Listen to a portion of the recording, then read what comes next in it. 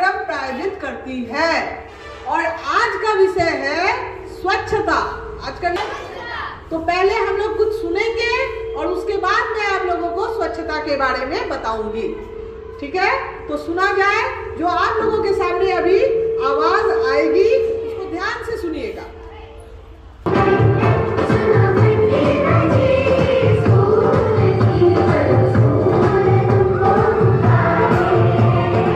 नमस्ते बच्चों, कैसे हैं आप? उम्मीद करती हूँ आप स्वस्थ होंगे, सुरक्षित होंगे और त्योहारों को मनाने में काफी व्यस्त होंगे।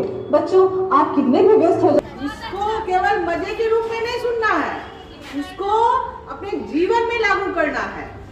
ठीक है ना? कितनी दूरी बताया गया है? 1 मीटर यानी 2 गज। 2 गज की दूरी बनाए रखना है। खेल के मैदान में कभी आप लोग एक दूसरे से भिड़ जाते हैं, ऐसा करना है क्या? नहीं करना है। दूरी बना के रखनी है और अपने आप को स्वच्छ रखना है। ठीक है? स्वच्छता के कुछ नियम।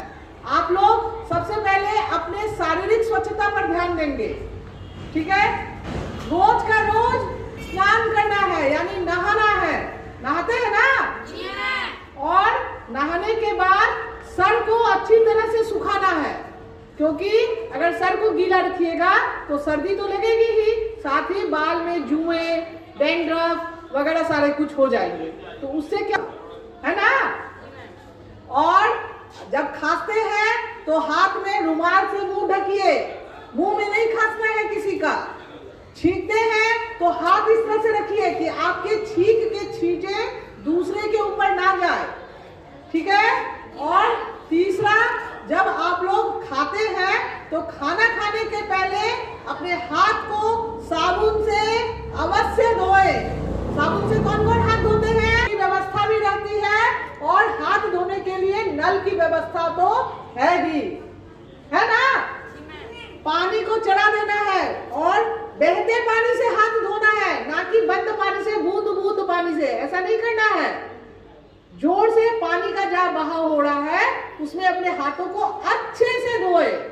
हाथ धोने के भी 5 स्टेप्स है। कितने स्टेप्स है? 5। कैसे? सबसे पहले लिक्विड लेंगे या साबुन लेंगे। साबुन लेने के बाद हाथ को कैसे रगड़ना है? रगड़ के दिखाएंगे सभी। रगड़ के दिखाएंगे सभी। हाँ, इस तरह से हाथ को रगड़ना है। फिर आगे और पीछे दोनों तरफ धोना है। हो गया? रगड़ना हो गया ना? अब जो है इसको इस तरह से, यानी आपके नाखूनों की भी सफाई हो रही है और इस हाथ को इस तरह से हो रही है ना? नाखूनों की भी सफाई हो रही है ना? धोइए, एकदम रगड़िए बढ़िया से। ये नहीं कि तुरंत साबुन लगाए और तुरंत ऐसे धो लिए। हाथ को बढ़िया से रगड़ना है। ठीक है? आगे देखिए, पीछे, फिर आगे, और तब आप बहते पानी से हाथ को धो लीजिए। आप पूरी तरह से स्वच्छ हो गए, है ना? तब आप खाना खा सकते हैं। ऐसा इसलिए बताया, हमारे हाथों की गंदगी हमारे भोजन तक ना जाए। रास्ते में जब आते हैं बहुत सारे दुकानों में मिठाइयाँ देखिएगा, दुकान हो या रास्ते पर हो, बहुत सारे लोग रास्ते पर भी बेचते हैं, तो खुले में रहते हैं मिठाई। खुले रहते हैं ना? जी मैम। उसमें मक्खियाँ भी मिलाती रहती हैं। तो क्या वैसी मिठाई को खाना है? बिल्कुल नहीं खाना है वैसी मिठाई को, क्योंकि वैसी मिठाई आपके शरीर को बीमार कर देगी। डायरिया, निमोनिया, मलेरिया, हैजा, तरह तरह की बीमारियों से आप ग्रसित हो जाएंगे। ठीक है? और जब आप बीमार पड़ जाए, आपको बुखार आ जाए, सर्दी हो, खांसी हो, तो उस वक्त घर में आराम करें। आप स्कूल उस वक्त ना आए, क्योंकि आपकी बीमारी से दूसरे को भी हो सकता है। ये संक्रमण वाली बीमारी है। ठीक है? तो हम अपने आप को हाइजीनिक रखेंगे और स्वच्छ रखेंगे। पानी कैसा पीना है? साफ सुथरा पानी। साफ सुथरा पानी कैसे होता है? बॉयल पानी को साफ सुथरा पानी माना जाता है। ठीक है? या फिर आजकल वो कैंट वगैरह का यूज होता है ना, वो भी स्वच्छ पानी है। तो पानी को बॉईल करके 20 मिनट बॉईल किया जाता है और 20 मिनट बॉईल करने के बाद पानी को उस पानी का सेवन करिए, उससे आप हमेशा स्वस्थ रहेंगे। ठीक है, तो हम लोग ये सारे कार्य करेंगे। और आज आपदा प्रबंधन के तहत स्वच्छता पर हम लोगों को बात करनी थी। बच्चे सीख रहे हैं। अच्छा ये बताइए, खेतों में कौन कौन जाता है शौच करने? सच बताइएगा, हाथ उठाइए तो जाते हैं। नहीं जाते हैं ना? वेरी गुड, एक ताली अपने लिए। मैदान में या खेतों में शौच करने के लिए नहीं जाना है, क्योंकि वही आपको बीमार होने का कारण बनती है। शौचालय का निर्माण सरकार की ओर से भी हो रहा है और हर घर में शौचालय की व्यवस्था होनी चाहिए। अगर आपके घर में शौचालय नहीं है तो अपने अभिभावक को बोलिए शौचालय का निर्माण करवाने के लिए। जब आप स्कूल में शौचालय जाते हैं तो शौचालय में जाने के पहले पानी बहाइए, ठीक है? फिर शौच करने के बाद पानी बहाइए, क्योंकि नहीं बहाइएगा तो वही आपके बीमारी का कारण बनेगी।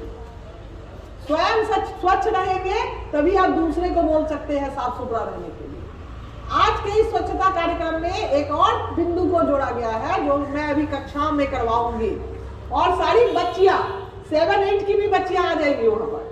तो क्लास में इससे संबंधित वीडियो भी देखेंगे और इस पर बातें भी करेंगे। ठीक है?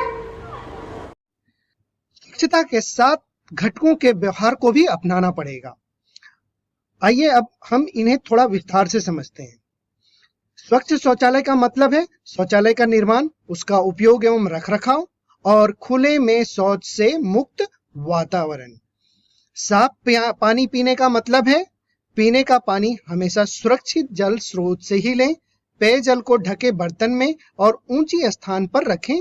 बर्तन से पानी निकालने के लिए डंडीदार लोटे का ही इस्तेमाल करें।